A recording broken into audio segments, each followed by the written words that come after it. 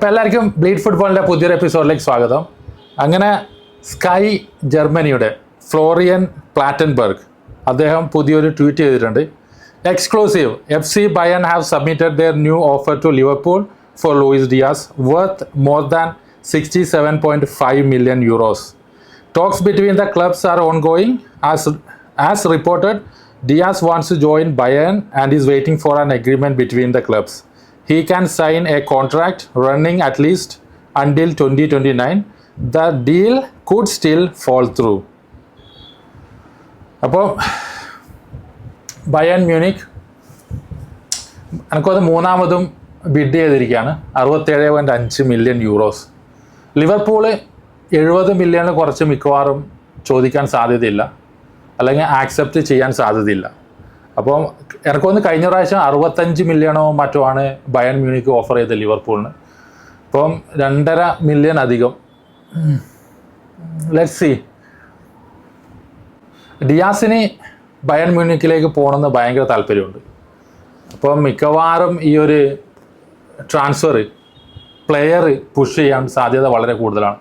അങ്ങനെയാണെങ്കിൽ ഈ ഒരു വീക്കിൽ അല്ലെങ്കിൽ നെക്സ്റ്റ് വീക്കിൽ ഡിയാസിൻ്റെ ആ ഒരു ഡീല് മിക്കവാറും നടക്കാൻ സാധ്യതയുണ്ട്. പിന്നെ ഡിയാസിനെ കൂടാതെ ഡാർവിൻ ന്യൂനസ്, നാപ്പോളി ഭയങ്കര സ്ട്രോങ് ആയിട്ട് നോക്കുന്ന ഒരു പ്ലെയറാണ് ഡാർവിൻ ന്യൂനസ്. കോണ്ടെ ഡാർവിൻ ന്യൂനസിൻ്റെ ഒരു ഫാനാണ്. ഡാർവിൻ ന്യൂനസിൻ്റെ കളി പുള്ളിക്കാരന് ഭയങ്കര ഇഷ്ടമാണ്. അപ്പോൾ പ്രത്യേകിച്ച് ഡാർവിൻ ന്യൂനസിൻ്റെ വർക്ക് റേറ്റ്, അതാണ് കോണ്ടേനെ ഏറ്റവും കൂടുതൽ ആകർഷിച്ചത്. ഒരു 50 മില്യൺ വരെ നാപ്പോളി ഡാർവിൻ ന്യൂനസിന് വേണ്ടിയിട്ട് ഓഫർ ചെയ്യുമെന്നാണ് കേട്ടത്. അപ്പോൾ ആ ഒരു ഡീൽ, അപ്പോൾ 2 ഡീല് മിക്കവാറും വരുന്ന, അതായത് ഈ ഒരു ട്രാൻസ്ഫർ വിൻഡോ ക്ലോസ് ചെയ്യുന്നതിന് മുന്നേ ഈ 2 ഡീലും നടക്കാനുള്ള സാധ്യത കൂടുതലാണ്. ഇപ്പോൾ 2 സൗത്ത് അമേരിക്കൻ പ്ലെയേഴ്സ് ലിവർപൂൾ വിട്ടുപോകാനുള്ള സാധ്യത വളരെയേറെയാണ്.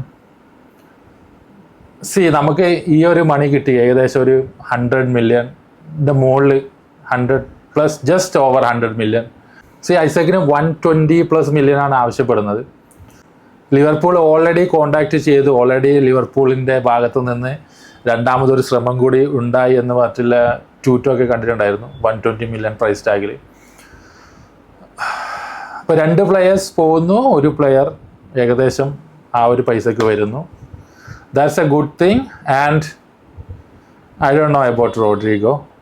I am not a big fan of Rodrigo. ഞാനത് വേറൊരു വീഡിയോയിൽ ഞാൻ പറഞ്ഞിട്ടുണ്ടായിരുന്നു, I am not a big fan of Rodrigo.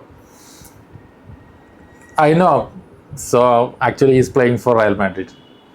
എല്ലാ റയൽ മാഡ്രിഡിനും കളിക്കുന്ന എല്ലാവരും ടോപ്പ് പ്ലെയർ ആവണമെന്നില്ലല്ലോ. കാരണം പുള്ളിക്കാരനെ ബ്രസീലിനെ ഡയറക്റ്റ് റിക്രൂട്ട് ചെയ്തതാണ്.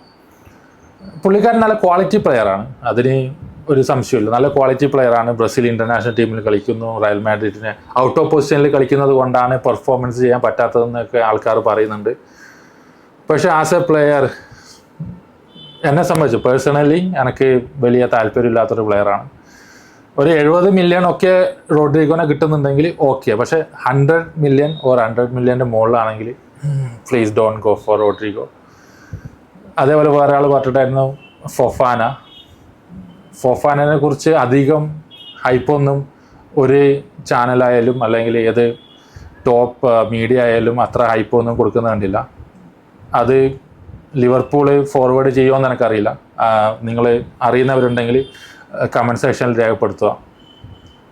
അപ്പോൾ ഈ ഒരു സമയത്ത് ലിവർപൂളിൻ്റെ മുന്നിലുള്ള ട്രാൻസ്ഫർ ഇൻകമ്മിങ് ഐസക്കും ഗുഹയും Rodrigo, outgoing Nunez and നമ്മളെ ഡിയാസ്. സോ ഡിയാസ് പോകുന്നതിൽ എനിക്ക് ചെറിയൊരു സങ്കടമുണ്ട്. It's okay, no problem. ഒരു പ്ലെയർ പോയി ഒരു ബെറ്റർ പ്ലെയർ വരുന്നതിൽ സന്തോഷമേ ഉള്ളൂ. അപ്പോൾ നിങ്ങളുടെ അഭിപ്രായം കമൻറ്റ് സെക്ഷനിൽ തീർച്ചയായും രേഖപ്പെടുത്തുക. Thank you.